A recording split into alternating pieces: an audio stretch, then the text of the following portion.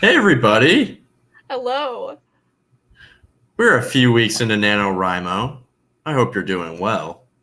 How are you doing, Emily? Oh, I'm doing. It's been a crazy week, but crazy good. Like, crazy isn't always bad. Just lots of moving pieces. That's, oh man. Yeah, I completely agree with you. Crazy's not always bad. I think especially when it comes to writing a book, like the craziness comes together in the right sort of ways. Yeah. But first introductions. I'm Vincent Kashani. I'm the author of Iberian Claim. If you guys haven't seen me the past couple weeks, we've been doing some National Novel Writing Month streams to help you write the first draft of your book. And I'm joined by the amazing Emily Vanderbent, the author of the young adult historical fantasy series, the Crimson Time series.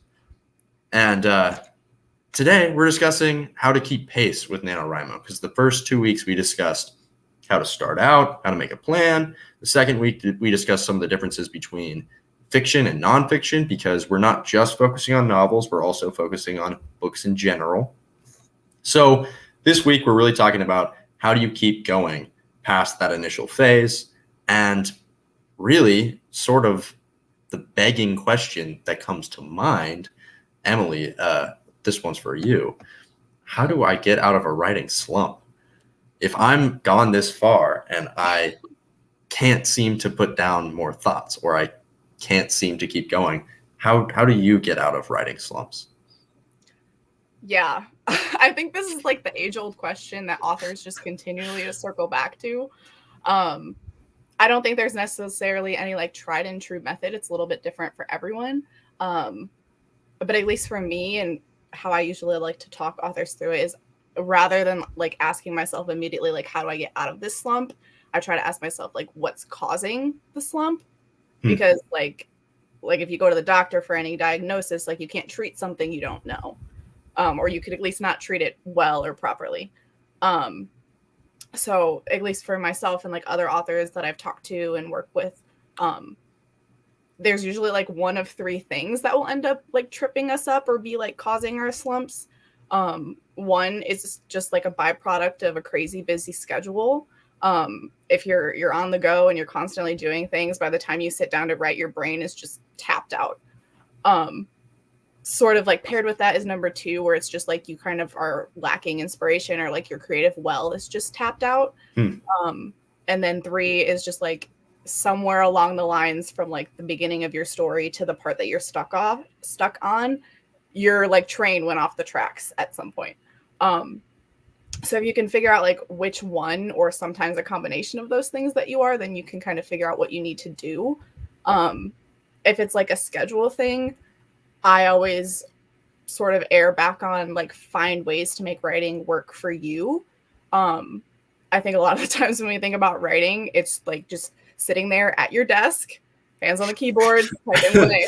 Um, but like that's not always or just what writing is. Yeah. Um, Making it work for you could be like writing in your notebook or on your notes app on your like 30-minute to and from commute on the train. It could be like talking your story out loud like to a transcription app while you're like getting ready, or you're like doing housework. um, Different things like that to sort of like stay in the creative realm and like get your story written, but not necessarily like feel like you have to schedule out like an hour a day to just sit down and be at my computer and like that's it. um, Right, right. yeah. If it's sort of like an inspiration thing, sometimes it's just like you need to fill your creative well. um, I'll do things like change location really helps me a lot. If I'm just like stuck sitting at my desk, I'll go to a coffee shop or I'll go to a park or something. And just like sometimes a different setting really helps. Um, Again, like go for a walk, reading a book. We're all authors, good writers, our readers first. So that a lot of the times helps, but just anything that you do that is creative that helps to sort of feed your creative well, because you can't keep pouring out and being creative Hmm. without like filling yourself in turn.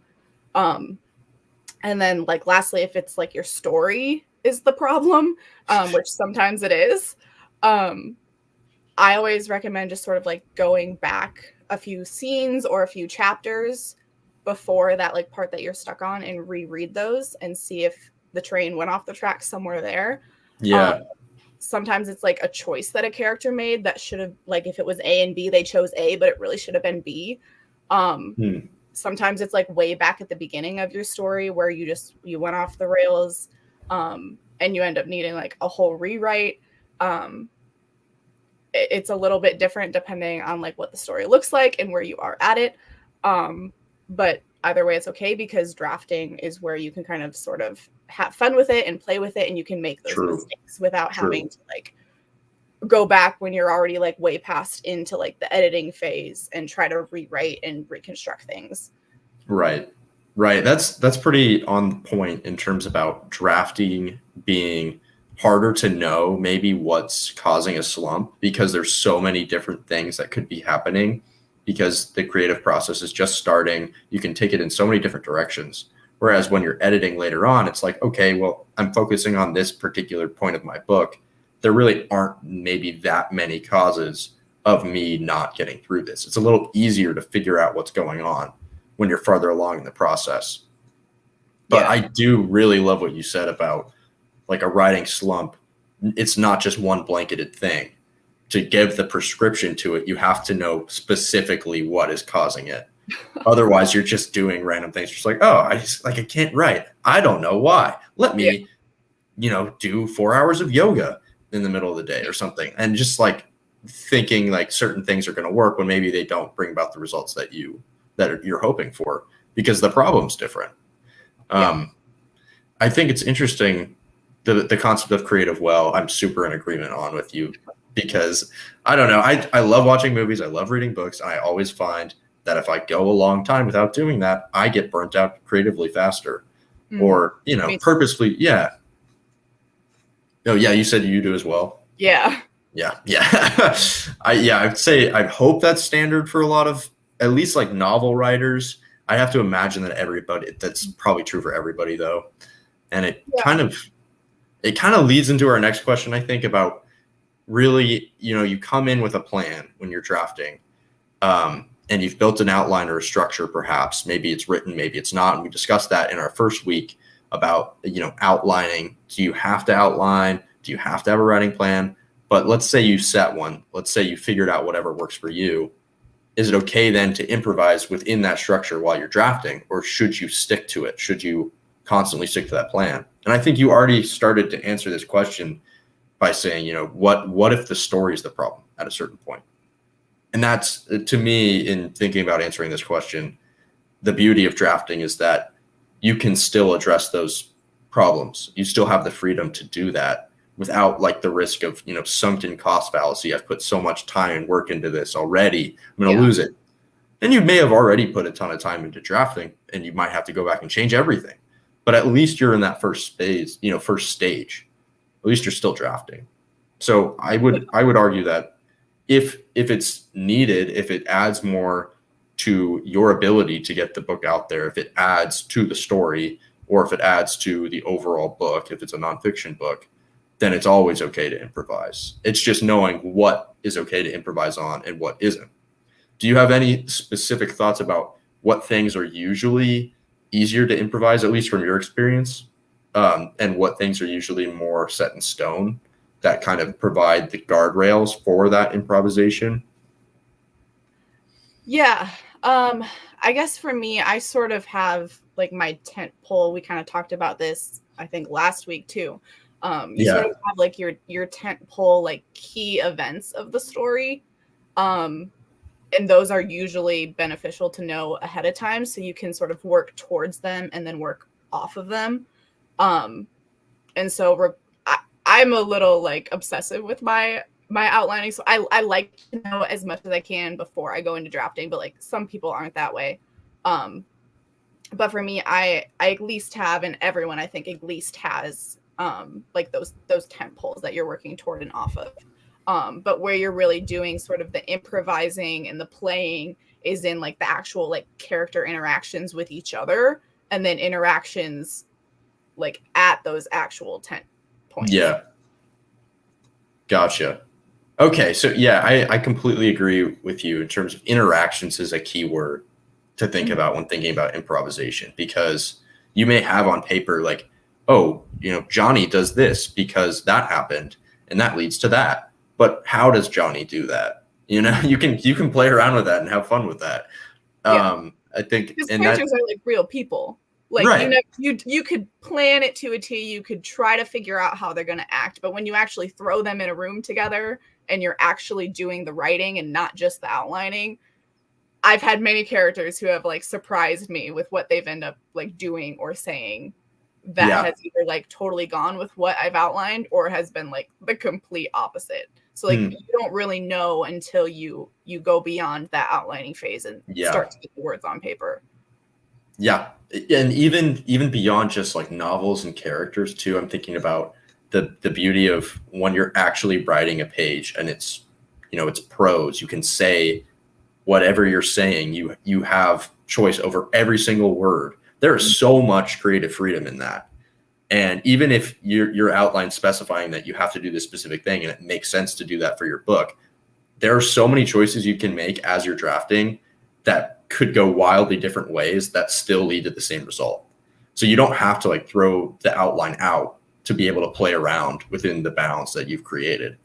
For instance, like just like the way you set up a scene or the way you set up a concept in a book could be approached in totally different ways for the same thing. You might start in the middle of what's going on and then have different aspects of dialogue tell us what's actually going on and catch us up. Or you might really lean heavily on description, or you might have anecdotes if you're writing like a business book that you didn't expect you would put in there that achieve the same goal. And I think it's almost necessary to improvise while drafting, or else you will maybe cause one of the problems that gets you stuck into a writing slump. You'll get fatigued by just sticking so narrowly to like what you had set up in the beginning. Has that ever happened to you where like you because you're a big outliner and I'm not, so this is something that I haven't really thought about as much. Have you ever really been sticking to your outline for several weeks of writing or drafting, and then you're just like, darn, I just really want to change things up right now? Yeah. The kind of example that initially comes to mind is in the very beginning when I was drafting like Crimson Time, the first book in the series. I had this character that played a pretty like huge role in like my thinking of the book and then like the series as a whole.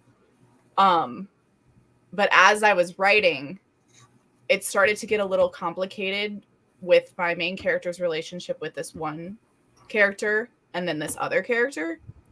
And I ended up realizing they didn't need to be two separate characters. Ooh. They needed to be one character. Yeah, which is really trippy. But I ended up just like completely writing off the one character and sort of like merging them together in their role, which ended up like working a lot better than all like sort of the intricacies I was trying to like plot my way through. But again, like I wouldn't have known that in the outlining phase. Yeah. It's starting to write it and see how these relationships worked out and like what the characters were actually giving to the story on paper for me to figure out like, I don't need two characters here. They can just be one and all the roles can go to this one person. That's awesome. I love that. I think that's so interesting because it's funny to think about the ways different characters play off of each other. And if maybe those two characters weren't even playing off each other in a particularly interesting way, you can combine them. And I'm not saying that's particularly what was happening while you were drafting, but it's just interesting to think about those kinds of things that can happen off of the outline. And if you let yourself improvise in that way, or you let those things be discovered as you're writing, it just kind of, it's just energetic. It's like, that's exciting. As if you're working on a project and something like that comes your way or comes up and you see that as an opportunity, that's really exciting as a writer, I think. Yeah. Because it like finally clicks. Like you don't know what the problems are until you get to that point. But once you get to that point, you figure out what the problem is, like conquering each of those problems that you didn't necessarily anticipate, like ultimately makes your writing and your story at the end stronger. Yeah. Oh, definitely. And it kind of makes me think about another aspect too, in terms of people making their writing plans or how they're writing. Some people I know write out of order, or some people write. I think most writers probably tend to draft in order of the story because it's easier to keep track of what's happened and not. I definitely go about it that way for the most part. Not necessarily editing, but definitely in drafting I do. Yeah. I'd be curious to hear from a writer who does write out of order, and if that helps them, because then they have complete freedom of, hey, I'm not really feeling creatively like stimulated writing this chapter, or the ideas just aren't coming to me. It's not what I want it to be. I can go work on chapter 27, then I'll come back to chapter 14. Yeah. Do you write in order usually? I do write in order. Actually, writing out of order is something I would like to be better at, because sometimes I feel like when I get in a writing slump, it's sometimes some of those things, but sometimes it's just that scene in particular. Maybe I'm not super excited about it, or it's like a filler scene. But like I make myself like mush through it, which sometimes takes a couple days, sometimes takes like a week and a half. But if I'm trying to be better about that, because if I just like skip that scene, put in some brackets, be like, hey, I got to fill this out a little bit more. Here's like the bullet points of what's going to happen, and then go to the next scene. I feel like that would help me a lot. I'm sort of in that spot like right now. And honestly, I might, when we're done and I go to like do my writing tonight, I might skip to the next scene, because the one that I'm on right now, I've been struggling with a little bit. But yeah, that's something I would like to be better about. I will like randomly, if I'm like, a lot of scene stuff will like just not come to me, but like when I'm not purposely thinking about it, when I'm just like, I'm walking, or I'm working out, or I'm doing the dishes or whatever, like I'll have like full scenes or like good chunks of like dialogue like come to me as I'm sort of like thinking through my story. And like those I'll take that minute to sort of like type them down. So I guess in a sense I'm like writing some of them out of order, just to like get them on paper so I don't forget them. But most of the story I do write in order. Gotcha. Yeah, those are interesting thoughts too. The thoughts that just come to you as you're going about your day for a scene that you're not even working on, or a part of the book that you're not working on. Because then it's like, okay, does this actually fall under drafting, or is this still outlining? Am I just fleshing out my outline more, or am I actually starting to draft this scene right now? Yeah. I don't know. Or this chapter. They sort of like flip flop. They go hand in hand, I think. Yeah, you can still do some outlining for like parts that are coming while you're drafting, while you're like the current scene that you're on. Yeah, definitely. I think it's fascinating too. For one moment. Thanks. Sorry about that. So basically, I think it's fascinating to think about writing out of order in terms of our earlier question. I'll come back to it. How do I get out of a writing slump? Because sometimes you hit that wall where you're just like in the trenches, or like the mush of a certain chapter that's just not coming together. Yeah. And sometimes the best thing is maybe to just give it up for a moment and come back and circle around. And that's hard to do.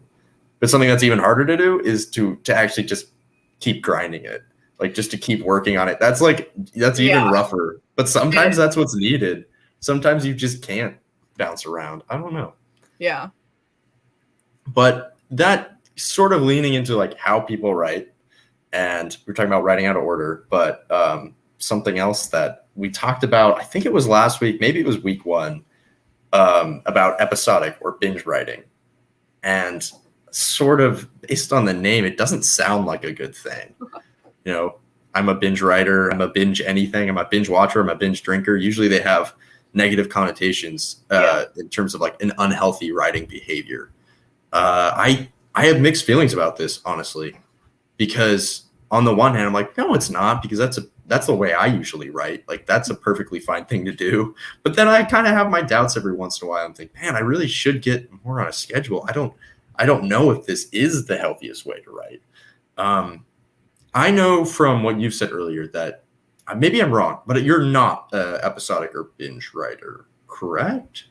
So technically, I am an episodic writer who tries to write habitually. Right. Okay. Yeah. Yeah. Sometimes it works. Sometimes it doesn't. I just work better. It takes me, anytime I like go to sit down to write, it takes me a little bit to like let the day go and like be focused on like what I'm working on. So I need like those bigger chunks of time to just like word vomit onto the page. But you can't always like wait for that inspiration or wait for when you're going to have those big chunks of time, because again, like we're crazy. We're all over the place. Our schedules are crazy. So even though I am an episodic writer, I really try to be habitual. Like I said, sometimes it works, sometimes it doesn't. But at least in the act of trying to be habitual, even if I only get like 10, 250 words, maybe 1,000 on a good day, you're still like purposefully keeping yourself in the world of the story, which like for me is good, because then when I go to write on those days that I can be episodic and I have those larger chunks of time, it takes me less time to get back into the world of story, because I don't have this huge chunk of time between like when I last wrote and then the day that I'm actually able to write as long as I want to. Yeah. That's something too that's fascinating, is life gets busy. You have these other things going on. And how much of a range do you really even have to be a habitual versus binge writer? Because maybe you have a weekend day completely off, and maybe you do all your writing on that day, and that's the most binge you could possibly be, because based on the other things you have going on, you physically cannot write while you're doing them. Or, or it's an hour after work every day, or 2 hours. But, I'm just thinking back to when I was finishing my book, and I uniquely was in this position where I was graduating college. And so I had this space and this freedom to say, I have 2 weeks where I'm not really doing anything else. I can do all the month and a half's worth of writing that I need to meet this deadline, to be sort of a deadline writer, so to speak. And I can fit it into this 2-week period and cram. And I was able to do that. But I'm thinking now, I'm like, the average flow of life for most authors and writers, that's not really even possible. Even if you were kind of leaning towards that as the habit for your writing, at a certain point, it's just not a thing you can do. Yeah. It's not doable. I still think that binge writers and people who like to write for a deadline, that's probably a different concept as a deadline writer, would still find a way to do it and, sacrifice sleep and make up for it on another day. And I definitely do some of that. And I think that's maybe where it starts to get a little tricky. So that sort of leads into the next question is, you are a human being as a writer, and there are lots of, health, physical, mental, emotional health is associated with writing a book, because there's a lot at stake. There's a lot of time and a lot of effort going into it. So there's sort of two competing forces in your life when you're drafting, when you're writing a novel, a book, whatever it may be. You have self-care, your genuine needs as a person and what's best for you, versus the discipline of writing your book. And they don't have to be at odds, but oftentimes when there are other things you have to get done and there are other factors in your life, those do become at odds. So how does somebody avoid burnout from being disciplined, from being a disciplined writer? You burn yourself out by being disciplined in a way.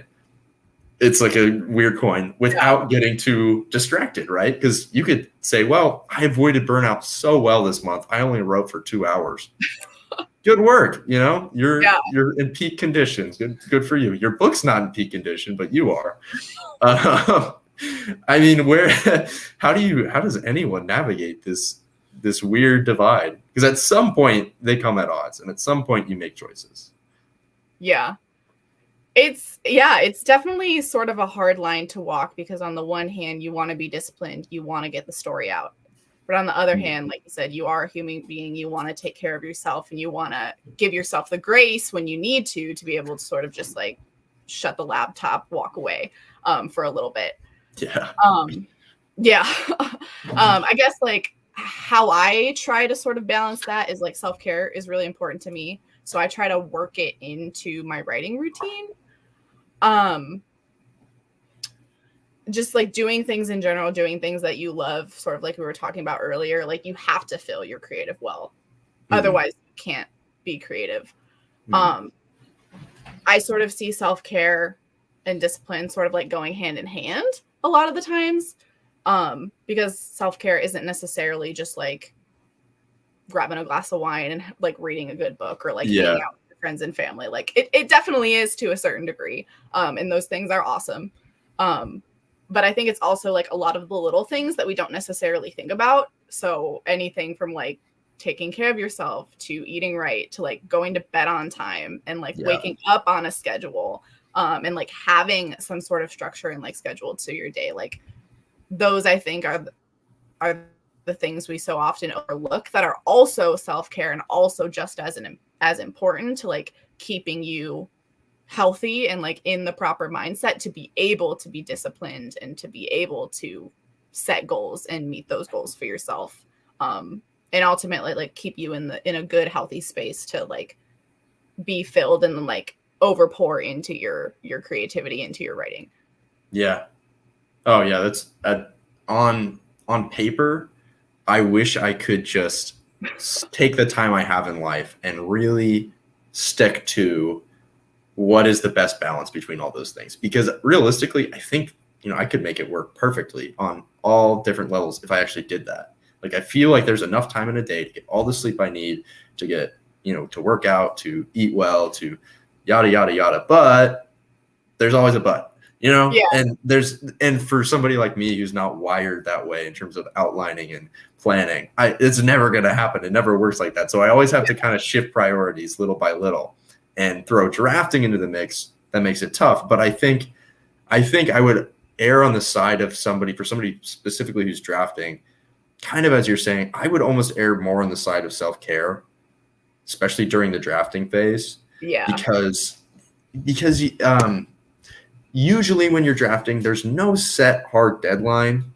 I recommend setting deadlines for yourself for sure. Yeah. But there are more caveats. There's more opportunity and room to be creative. And you probably have a wider timeline on your hands to finish your first draft than you do for, okay, now your draft's been accepted by somebody, or you're on a publishing window, you're editing and you have to meet this deadline, that date. On those cases, I would recommend discipline over self-care. Recover later, get that book out there. You need to meet that deadline. Yeah. Drafting, the burnout really affects how you do your work too, I would say. Yeah. Editing, you can get away with being burnt out and saying, okay, there's a the where there shouldn't be a the. I can get rid of that. That's late. That's way late. There's later stage, but you can work through that. Yeah, I would agree. Drafting? Yeah, not drafting.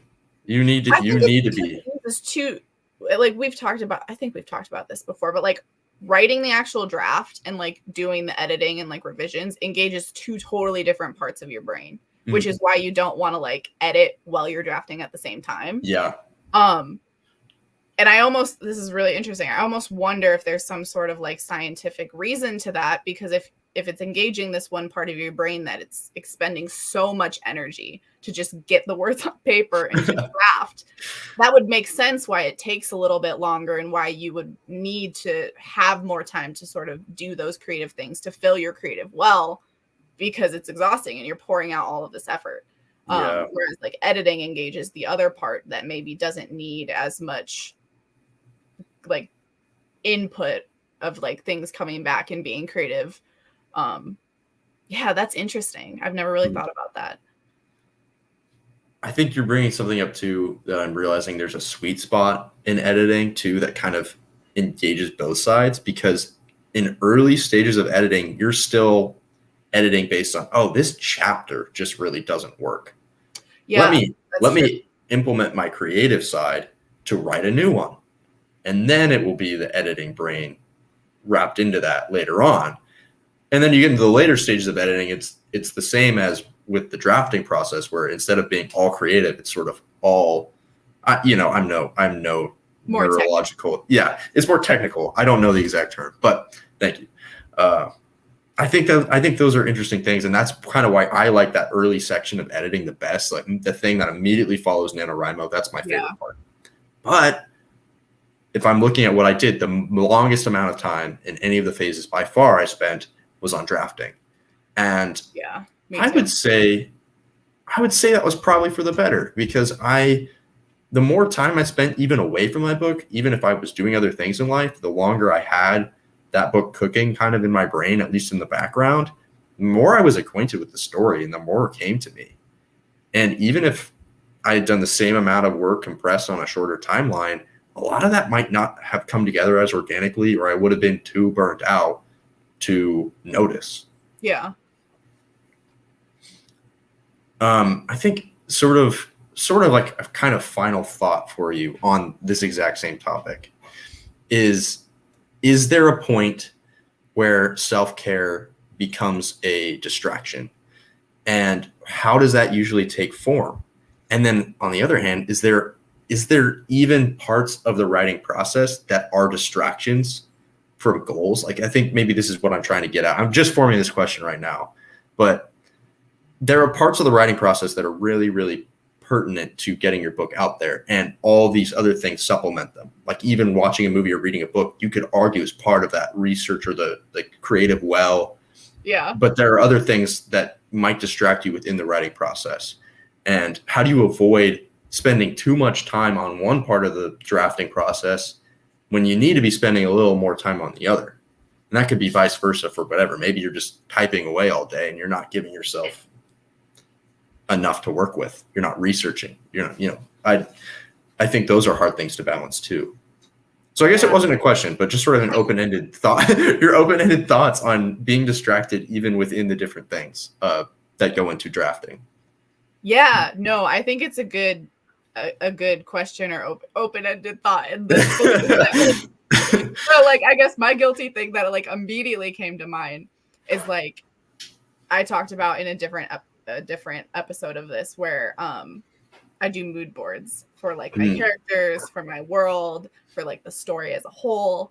And sometimes I spend a little bit too long on those things when I'm drafting and I'm stuck on something, or I have writer's block. Because you always hear, even if you have writer's block or something in the story is not working, give yourself that break, but do something creative related to the story with that break.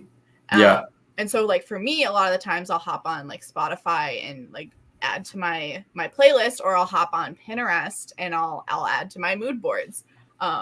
Which again, it goes back to like how much of it is actually being productive in that creativity, and how much of it is just me allowing myself to be creatively distracted and avoid figuring out why I have writer's block, or figuring out what's wrong with this part of the story, or actually letting myself not write in order and skip to the next chapter or the next write that instead, and just put my brackets in and come back to it later.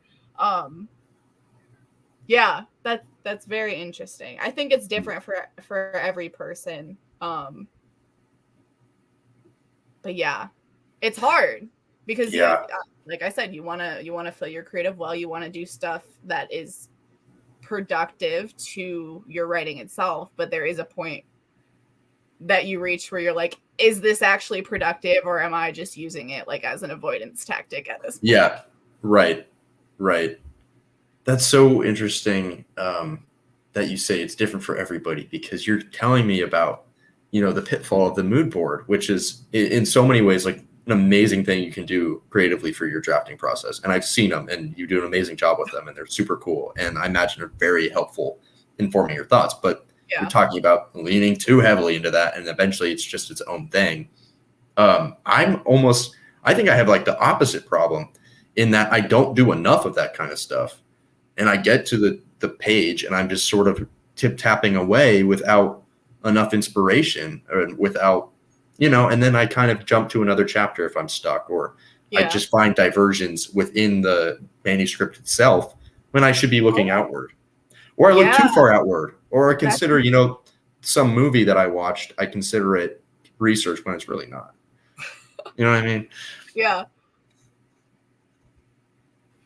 That's interesting too, like being distracted by by the writing itself by working on like a different piece. But again, is that helpful or is it not?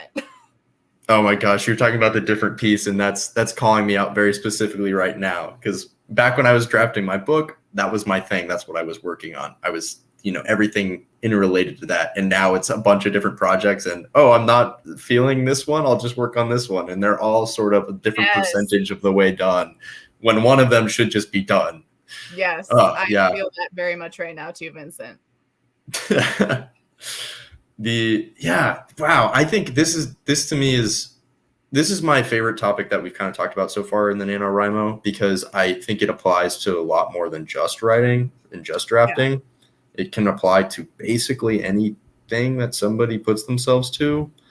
And it's made even more tricky. I think in later weeks we'll talk about this. It's made even more tricky by whether or not you have authority over your timeline based on your publishing model, based on what type of book you're putting out. Is there an expiration date on the topic you're doing of your nonfiction book? Do you really need that book out there in the next year? Because that's what needs to happen. It's cutting edge. That's the point of the story.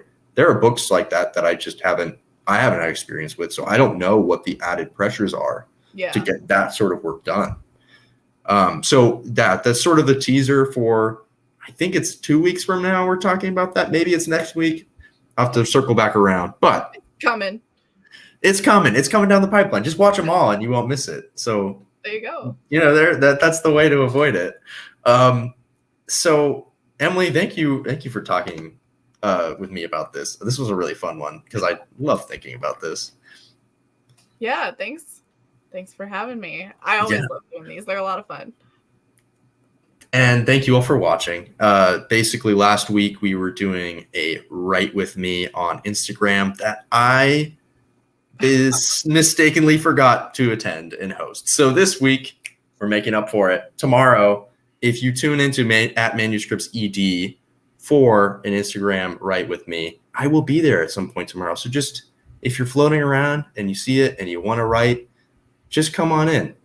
Obviously, it's very casual, or I wouldn't have missed it last week. So thank you all for watching. I really hope to see you next week. Feel free to comment any questions you have, and we'll try and get to them. Maybe we can even address them in future videos and talk about them here. If you really want a topic talked about, you can comment it, and we'll most likely do it because we love chatting and live streaming and answering your questions. Yes. So without further ado, thanks for watching. I hope you have a great week. Bye, everybody. Good night.